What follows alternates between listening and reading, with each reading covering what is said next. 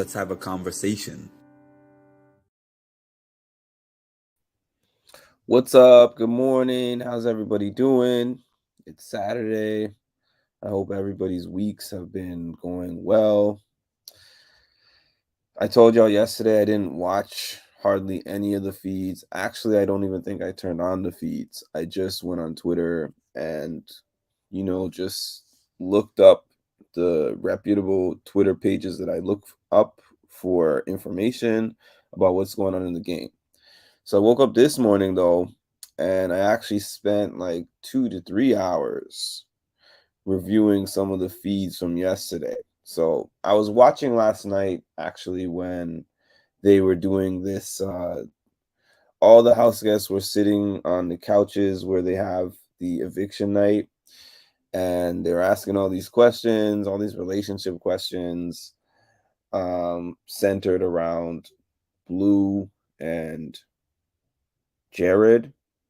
And then also they were asking some questions about America and Corey. That's inconsequential. America admitted that she said that Corey is growing on her. But what I'm here to talk about is not that at all. I'm talking about Jared throwing his game, his mom's game, and Izzy's game in the trash because of Blue. Now, I watched them talk for at least an hour and a half. I'm not even fully done with however long their conversation was, but I know that it was 2 hours plus, and I saw 1.5 hours of it. Hi, Shanna. I saw like 1.5 hours of that conversation, mostly uninterrupted. They cut a couple of times to like Jag and Corey and America a couple of times, but they showed a lot of this conversation with Jared. This is the reason why I titled it this way, and this is the reason why I'm saying he's throwing his game away. Number one, the conversations with her are getting very personal, right? So, yeah, there's the relationship stuff. Hi, Rory. There's the relationship stuff, and there's talking about body count and all the things that people want to focus on. Yeah, that's something too, but that's just something when we're talking about their relationship. But I'm talking about how this impacts game right now, because this impacts game. He's been telling her a lot of different things about his life. He's been telling her things about his mom. He's been telling her things about his siblings. He's been telling her things about his life back home. And it's just like the things that he's telling her are things that, he's telling her on his own accord. So, depending on the things that Cirie is saying, they could start to line up. Now, it might be hard to just take those things and automatically be like, Jared is saying this, Cirie is saying this. Because when you're not suspicious of something like that, things don't line up.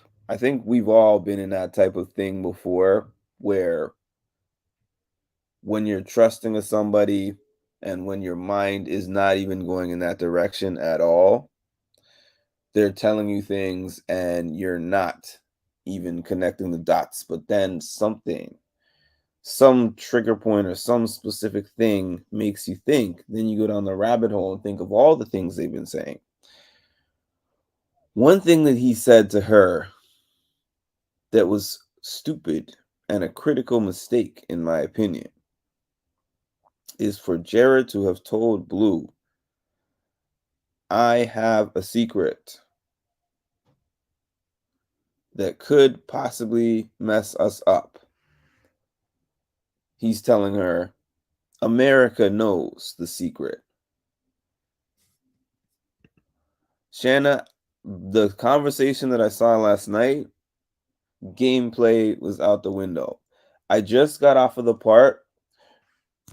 Let me see if I could just play this for you guys for a second. Let me play this for a quick second, right? Hold on a minute. I gotta play this for you for a second so you understand what I'm saying. longest I ever went without having sex, and I am feeling it. Like lately, I just, God damn, bro. Like at first, it was like nothing to me, and I was like, all right, I'm fine with it. But I told you I was also like freaking with my girl, so it was like I'm not gonna lie. This is the longest I ever went without having sex, and I am feeling it. Like lately, I just, God damn, bro. Like at first, it was like nothing to me, and I was like, all right, I'm fine with it. But I told you, I don't know if y'all can hear that, but that has nothing to do with game. He told her, "Oh man, this is the longest I've ever gone without having sex." He was like, "I was freaky with my girl." He said right after that, he was like, "Before this, I was with my girl and we were having sex like 3 to 4 times a day, and then I'm going from that to nothing." Clearly, clearly, that feeling of his is making him think incorrectly. Clearly that feeling of his is impacting the things that he's saying to her and the way that he's thinking about the game. Because first week Jared and second week Jared, two different animals. All these conversations that he was having these conversations. He was distributing the way he was talking with everybody. He's like, I got to talk to this one. I got to talk to that one. He didn't even care that they were sitting in that hammock for like 2, 3 hours, however long it was, while there was multiple game conversations going on. There was like Cameron talking to Red. Cameron talking to Red. Yeah, I almost thought I said Blue. There was Cameron talking to Red. There was in a side room, Jared, Corey, America, we're talking hella conversation. There's another room, Mama Felicia, um, Cirie, Izzy having game conversation. He's sitting in his hammock talking about body count. He's sitting in his hammock talking about, um, have you ever been with somebody who's attractive like me? They're sitting there talking about kissing, dating. Um, but the main thing is that's whatever. The main thing is he keeps telling her there's a secret. And then he starts talking about his personal life and his family and everything. And then he's like, I can't tell you too much because you're a smart girl and you're going to start to put the pieces together. And he keeps saying this. I can't let you know my secret because it's going to F me up in the game. He keeps saying that to her.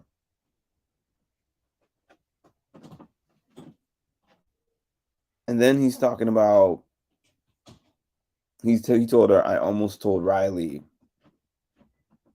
He's like I almost told Riley when she was leaving because America is going to find out and now she knows because she found out now that she's out of the game.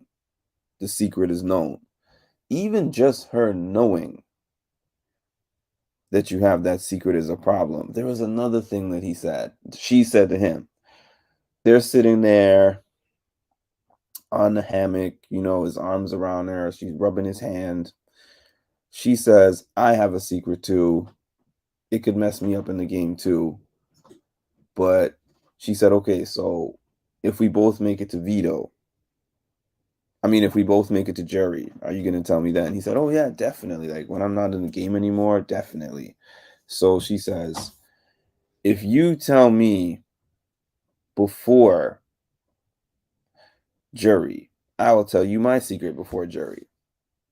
And I'm like, this proposal being on the table is bad.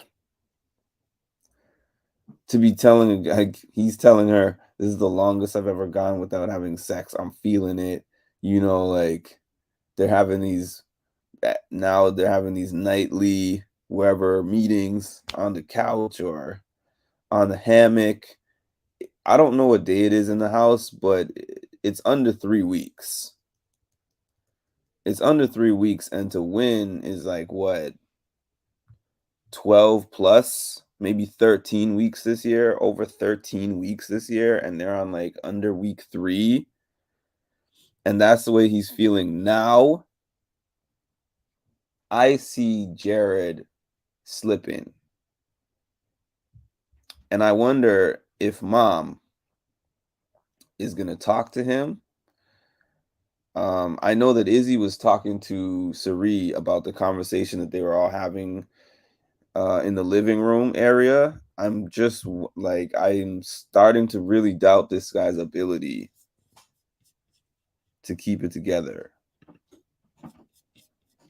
I don't want to stop liking you as a player. He's getting sloppy. He's getting so sloppy.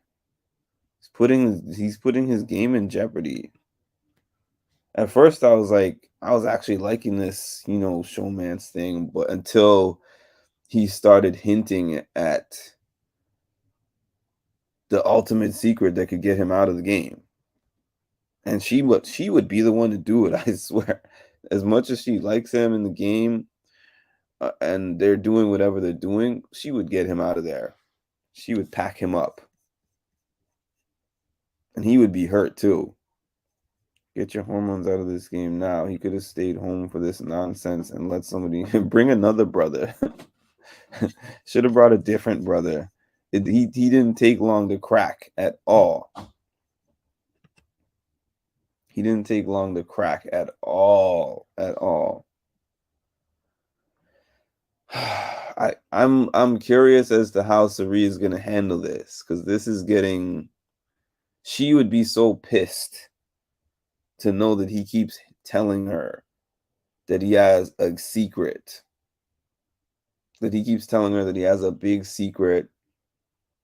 He's essentially saying he has a twist or some kind of advantage. He's not saying that directly, but pretty much he's alluding to that to her, which is giving her an advantage, because I wouldn't be surprised if in her conversations with Jag, she's like, "Hey, Jag, this is what Jared keeps saying to me." And Jag is kind of cutthroat, if you guys haven't noticed. I was watching him on the feeds and I was like, yo, this guy, he's talking wild right now and he's doing a lot of cursing. And I'm like, I didn't even know he was like that.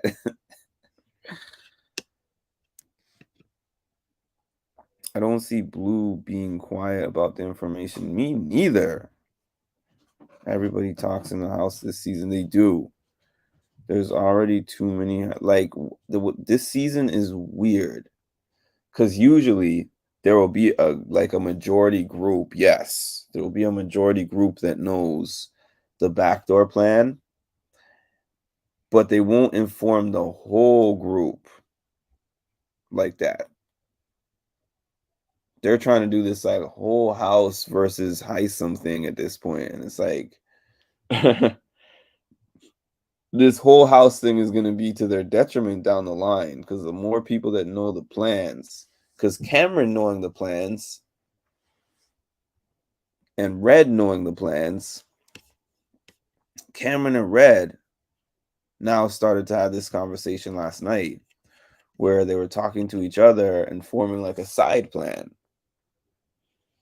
Because when they know every piece of the information, they have a chance to like do something different and make plans for themselves.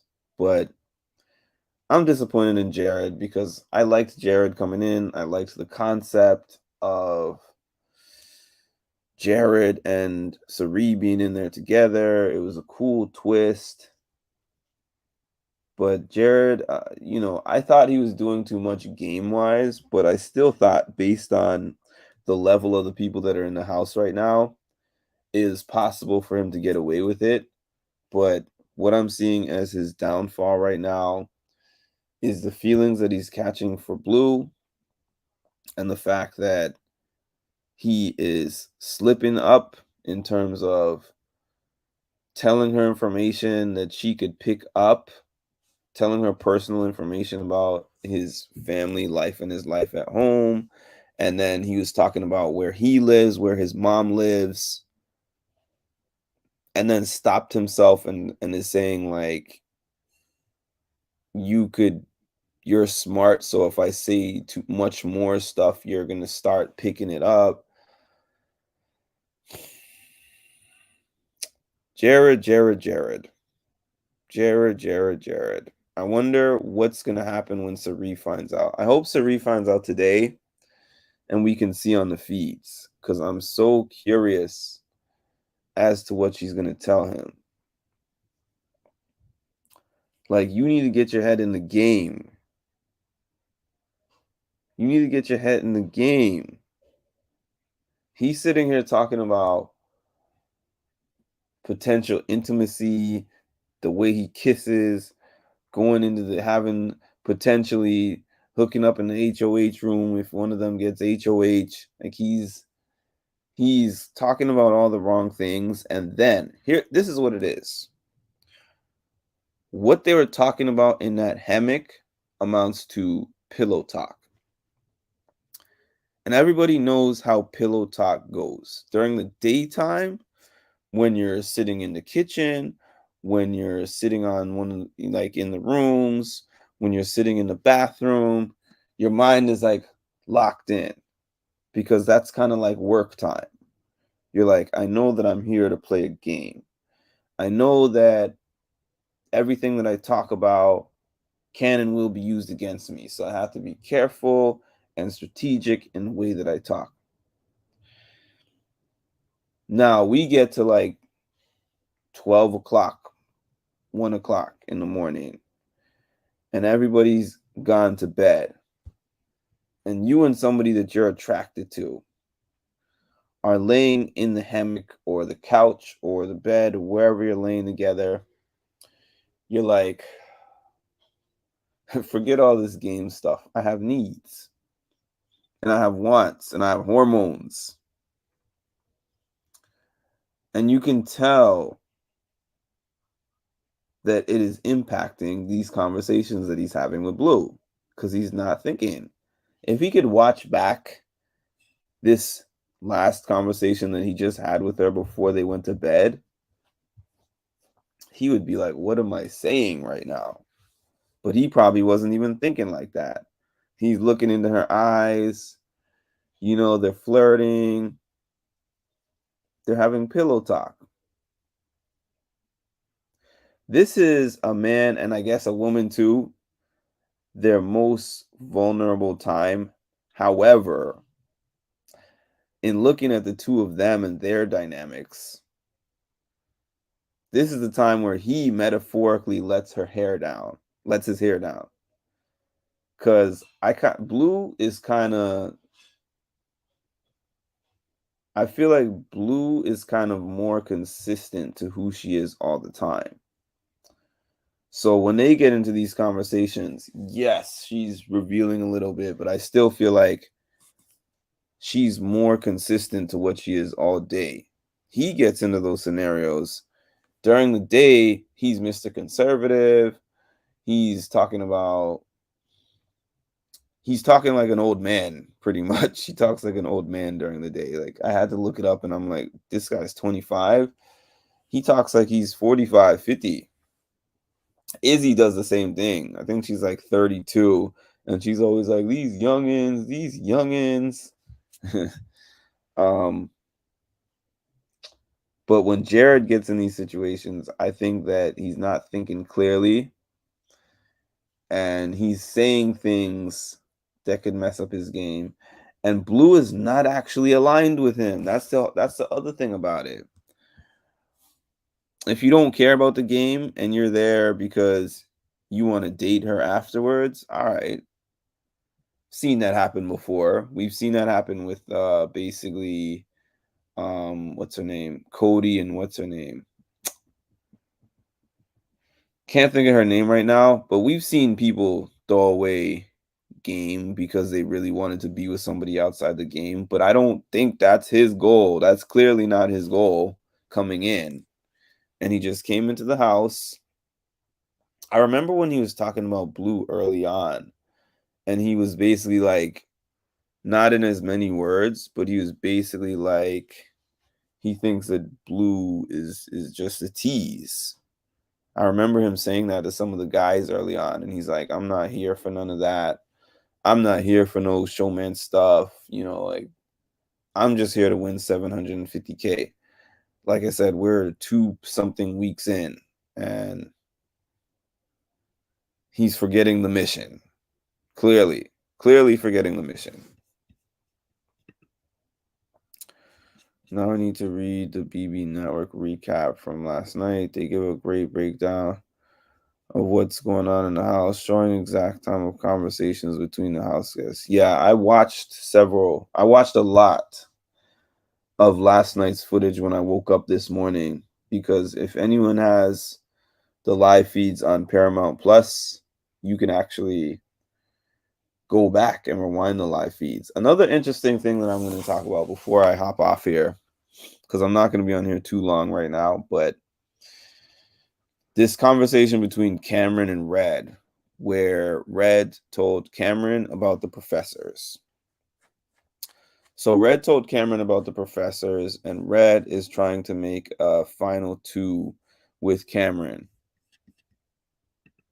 Happy Saturday, Rory. I'm going to be on here in like a few more minutes and then I'm hopping off. But yeah, Red told Cameron everything about the professors. He was like, I feel like I'm in the bottom of the professors. So they feel like they want to let the bigger people pick each other off while they pledge their allegiance to them. And they kind of want to float in there. There's a few breakoff groups that are trying this floater thing, like Mimi and who was it? Why can't I think of her right now? Mimi in America. I'm sorry, but I find America so forgettable. Even now that she's been in so many more conversations, it's like I didn't even notice her in the house for the first week and a half. But Mimi and America are having like a break off. Red and why did I forget his name just now? Red and Cam are making a final two together. Um, it's different this week than last week. Like the professors are now essentially like I feel like the professors are basically the leftovers right now. The professors are the equivalent of the leftovers, a group that got together by default because they weren't part of the main big group that started the game. So they're going to make moves for a little bit, but eventually they're going to start making moves on each other. And I'm pretty sure the people at the bottom of these alliances are going to start realizing, like, hey, I'm at the bottom. So if they win an HOH and they get a shot to take out one of the bigger targets, they're going to do so. An interesting thing that somebody sent me yesterday was a video about Corey talking to himself. And he was like talking about Cirie and Izzy. And he thinks that Cirie is so gung ho on working with Izzy because Izzy is a super fan of hers. So he doesn't realize that it's because of Izzy knowing that secret. But basically, what he was saying is he wants to chop Izzy at like anywhere between 8 to 10. Basically, he wants to get Izzy out before a jury. And then he said he wants to work with Cirie after that and play off of the fact of he'll tell Cirie that his brother was on Survivor so that he has some kind of collateral with her. Interesting strategy and interesting timing to do that. I think that he feels like he wants to work with her to keep himself in the house up until a certain point. And then he wants to be the hero that cuts Cirie because he's such a super fan. And he said it from the beginning. Like, I love Cirie and I want to take her out. He would just be so thrilled to be able to do that. What was the other thing? Yeah, so to close this off, I feel that he's talking about never gone this long without sex, right? And that he's basically freaky deaky because he does it 3-4 times a day, every day, right? When he's with somebody. So he's feeling this way at this early point in the game. Who's to say day 20, day 25, day 30? Like he wins HOH one week. Oh, let's go chill in the room, right? This is danger time for a man.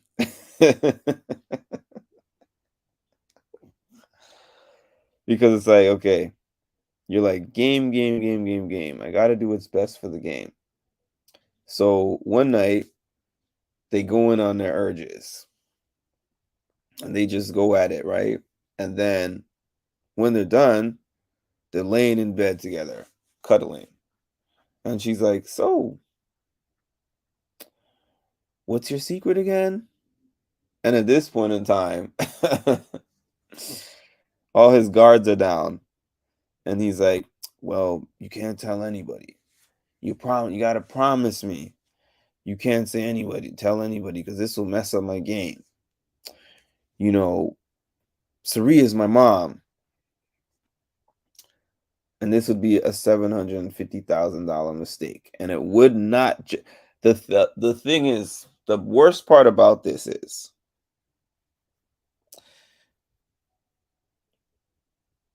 if it was like a secret, like he's a lawyer, or the secret was like his profession or something like that, you can throw away your game. You know what I mean? Because you're not impacting anyone else by throwing away your game. This secret impacts his mother's game. This secret impacts his mother's game. So him telling Blue would throw away 2 games, and I do not believe that if he told Blue, she would keep it to herself at all. I 100% believe that Blue would be willing to use that in the game to further her position in the game. I fully believe that. I have no reason to believe otherwise. Even if she genuinely likes him, even if she genuinely is interested in something outside the house, I think Blue is more focused on winning the game than Jared is. I really do. So we're going to see what happens. I hope Jared gets it together, but I don't have faith in my guy anymore. My faith is gone. I would have to see something different or new for me to think otherwise, but my guy Jared is not thinking correctly right now. Period. Right now, Izzy is less of a detriment than him. I kept talking about how detrimental Izzy is to the game. Izzy has not hinted to anybody like that. She's not been like, I know this big secret that could change the game. Because she knows that could just alter or change the course of her game just like that, or end her game. Jared is past the point of thinking about the game right now. His mind is off the game. His mind is on other things. He's sloppy. He's revealing too many things. He's telling too many things about his family life that could match up. He's dropping so many hints to her. I don't want to tell you this because you're going to put 2 and 2 together. The secret. I have a secret. I got the secret. I have the secret. Get it together, my guy. Get it together. Otherwise, you could be out the door very shortly. All right, y'all. Thanks for tuning in. I'll be back if there's updates. I'm sure there will be. I'm sure today is going to be a day.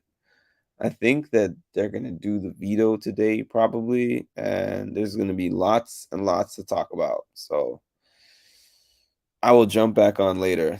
Thanks for tuning in. As always, please, apologies for that. Please like, comment, subscribe, hit the notification bell to get notified of when I drop some more great content. And